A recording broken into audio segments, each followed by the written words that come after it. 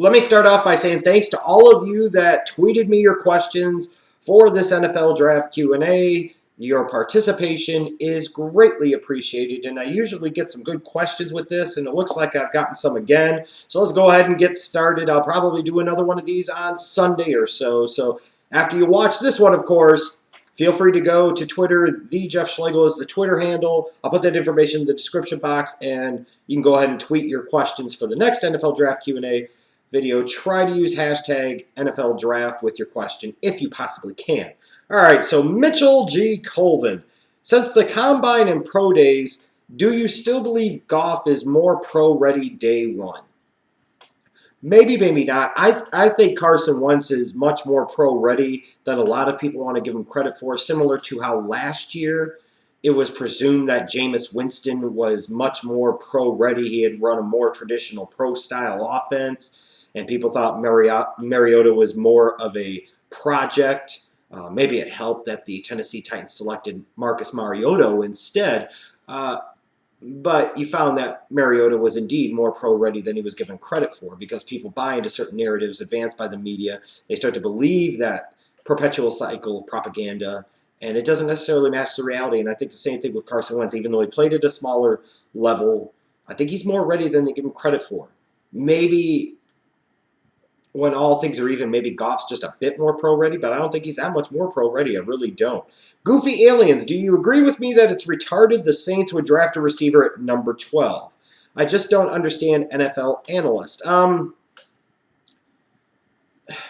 to me, there is, in theory, one receiver worth spending a top 12 pick on in this draft, and that's Corey Coleman from Baylor. But I don't know that the Saints would take him there. Although, if they took him there, I wouldn't give them as much grief as others. Let's face it, the Saints are not a good football team. They have needs on both sides of the ball. Yes, you could say that their needs are on the lion's share on the defensive side of the ball, but there are needs on the offensive side of the ball too, and another wide receiver wouldn't hurt. I would expect them to address that position in the first 3 rounds of the draft. I'm not just certain, though, it's going to come at pick 12, nor that it necessarily should come at pick 12. They could probably get some really nice defensive line help with that 12th overall pick. That's where I still expect them to go.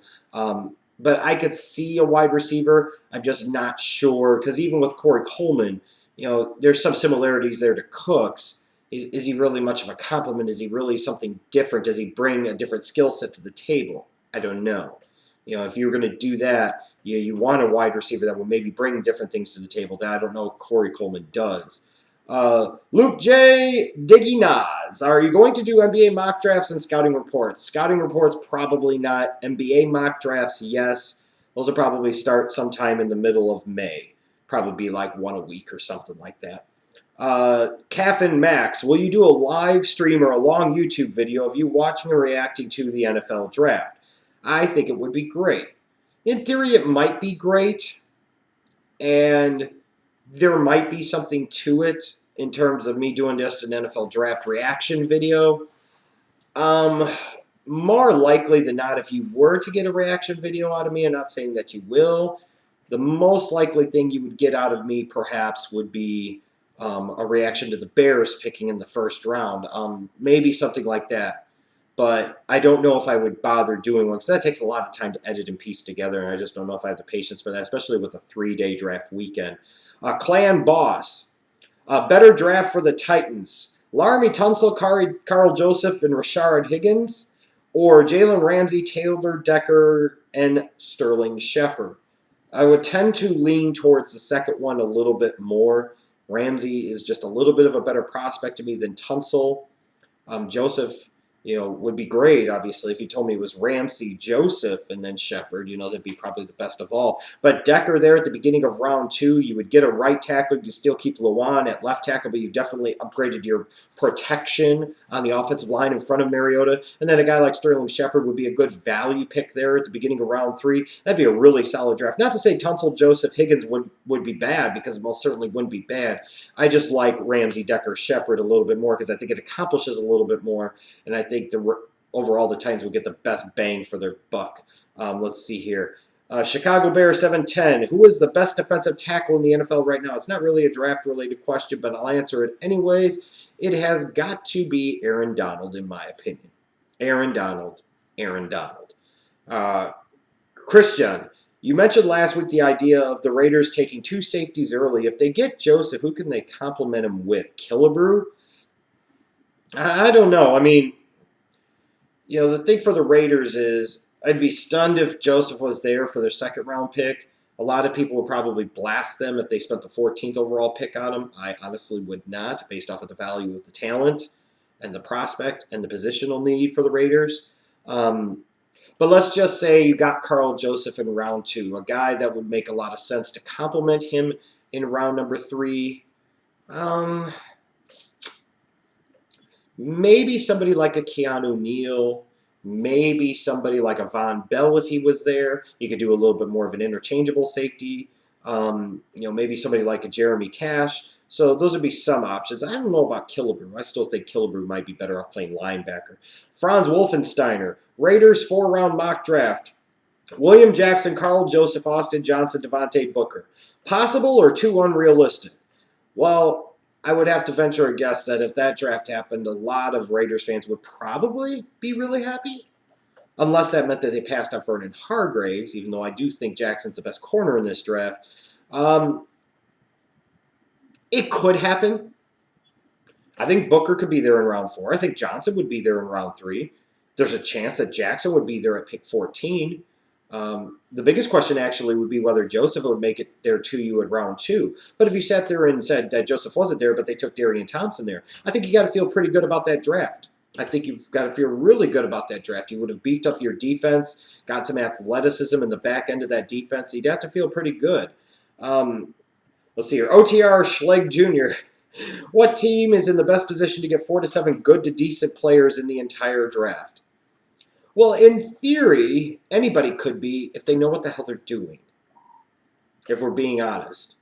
That's the way I look at it. So I don't know if one team has a better chance at that than others. Some might gravitate towards the teams that are picking at the top of the draft, and that's kind of the easy, lazy answer, maybe.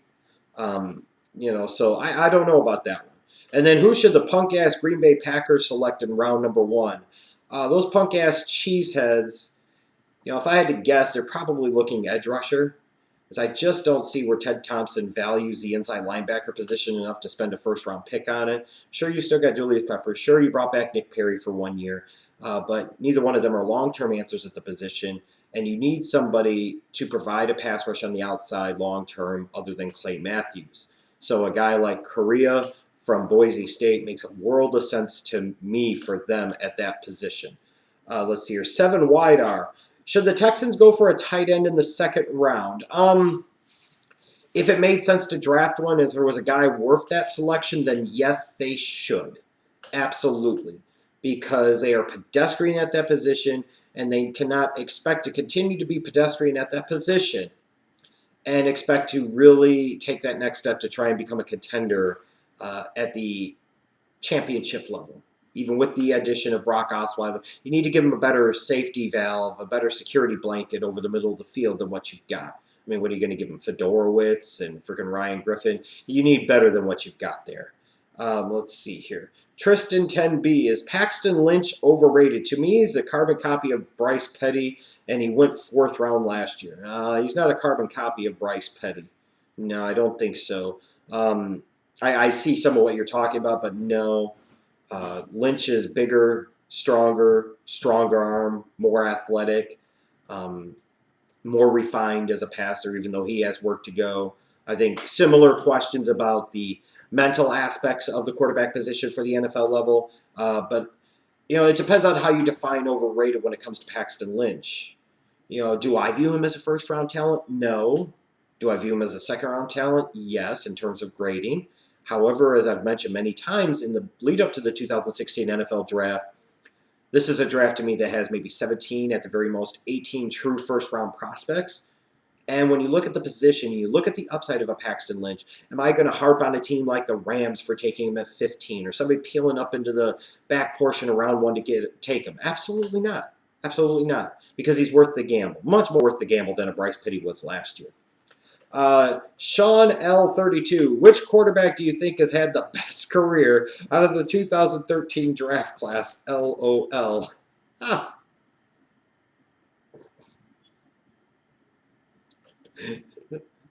That's a great question.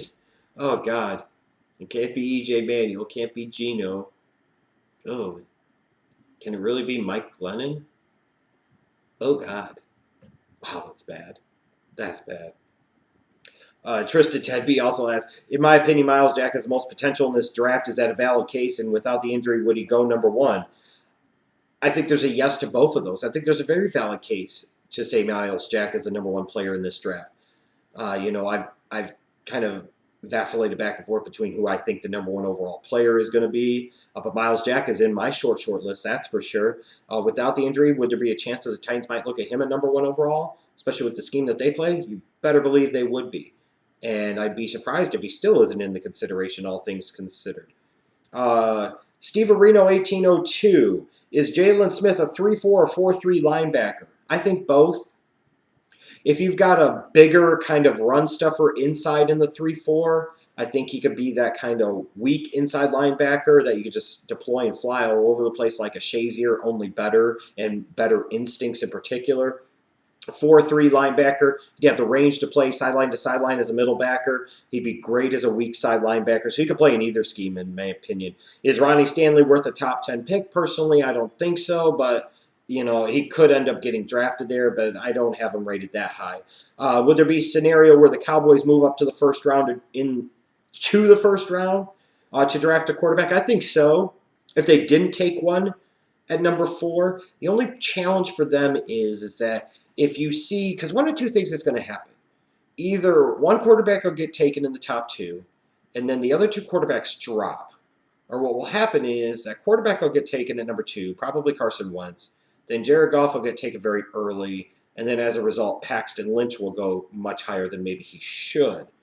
So the question for the Cowboys is, if they were to peel back up into round 1, how high would they have to move up to go get him? How much would it cost them? And at that point in time, would it just make more sense to take the quarterback that's left at number 4, whether it be Wentz or Goff, and then maybe peel back up into the tail end portion of round number 1 and get another impact player, maybe a wide receiver, maybe somebody on the defensive side of the ball? I think personally that might be the better way to go because it won't be as cost prohibitive in terms of draft picks. It won't handicap them as much for this draft and potentially for future drafts. Because otherwise, if you're talking about the Cowboys having to move, down from 4 to 14, let's say, just as an example, to take a quarterback. I know that won't happen, but I'm just giving you an example.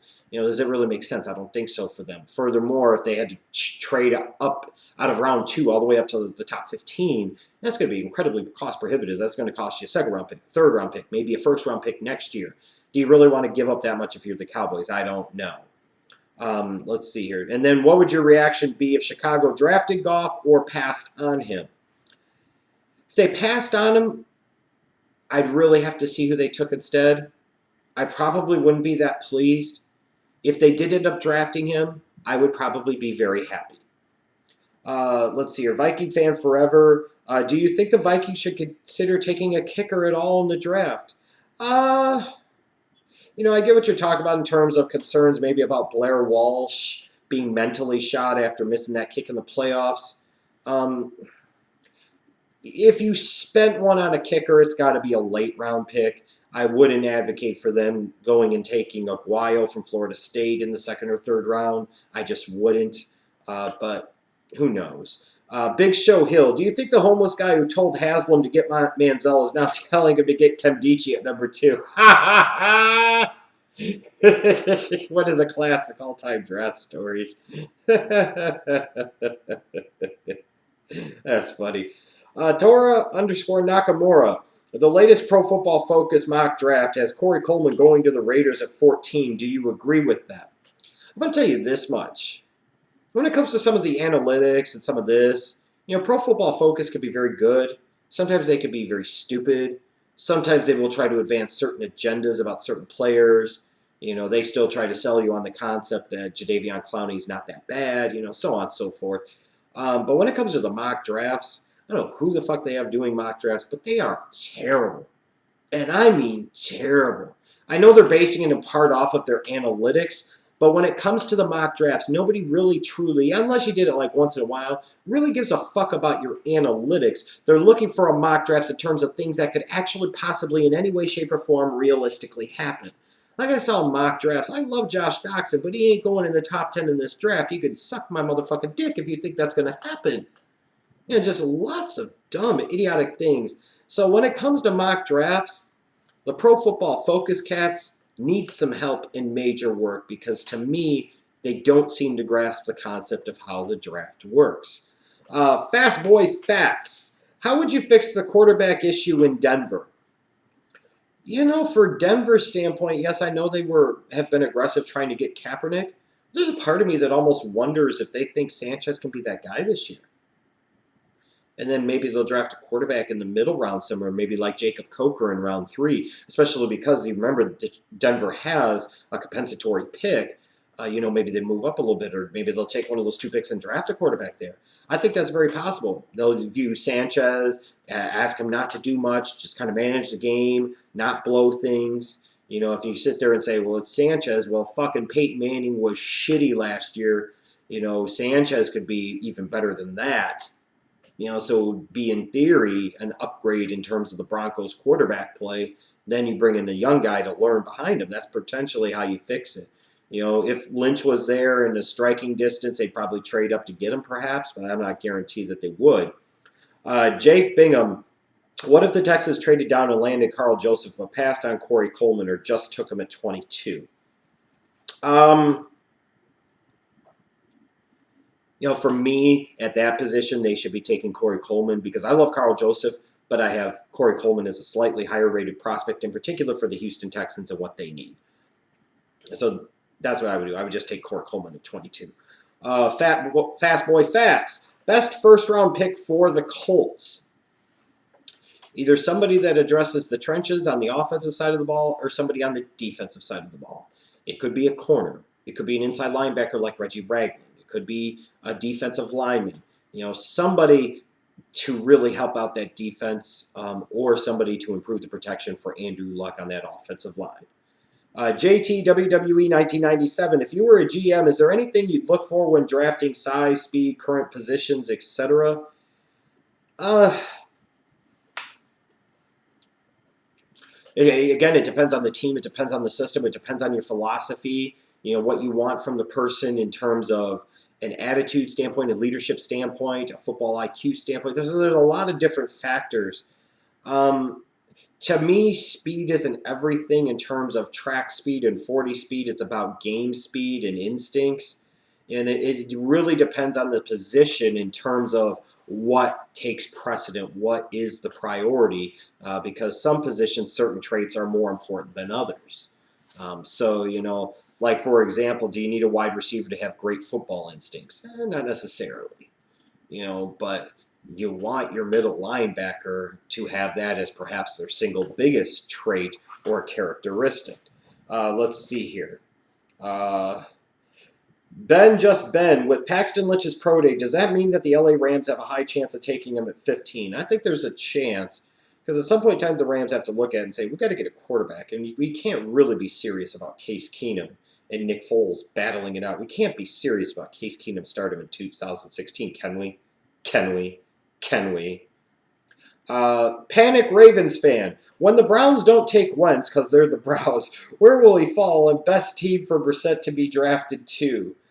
Actually, I think the Bears would be a good fit for Brissett, but in terms of Wentz, they wouldn't draft him because they're the Browns. At that point in time, he probably isn't dropping past the Cowboys draft slot at 4. Whether that means the Cowboys took him, or the 49ers took him, or the Bears said, fuck you, or the Eagles said, fuck you, and made the move up to go get him, that would be, I think, his floor. Wentz ain't dropping out of the top 10. And I still don't believe the Browns could possibly be that stupid, can they, to pass up on this guy? Can they really? Bears.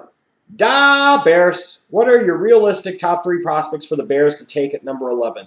Top 3 realistic prospects would be, in any particular order, would be Leonard Floyd, William Jackson, and probably Rodney Stanley. Those would be the top 3. Because they have a hole at left tackle, so that's definitely a possibility there. In terms of the defensive side of the ball, they could use another corner with speed and length like William Jackson has. They could be looking at a edge rusher with length and athleticism like Leonard Floyd has. In fact, I wouldn't be surprised if he was there on the board at 11 that Leonard Floyd was the guy. And one guy I wouldn't want them to take there that I'm starting to see more and more mock drafts, and it frightens me at the thought and the prospect of it, is A'Shawn Robinson. There, I said it. Oh, God. Grossbeck Alex, how disappointed should I be if the Titans don't take Jalen Ramsey? Somewhat. But, I mean, if they took Tunsil, is that really that much of a loss? If they did something else stupid and traded down and ended up with somebody else, that wasn't maybe Myles Jack, then yes, maybe you can criticize away. Let's see here. Any other questions that I want to answer? Duke THS. If Psycho Sid, post-diving big boot, was in this year's NFL draft, where do you draft him and do you sprint to the podium?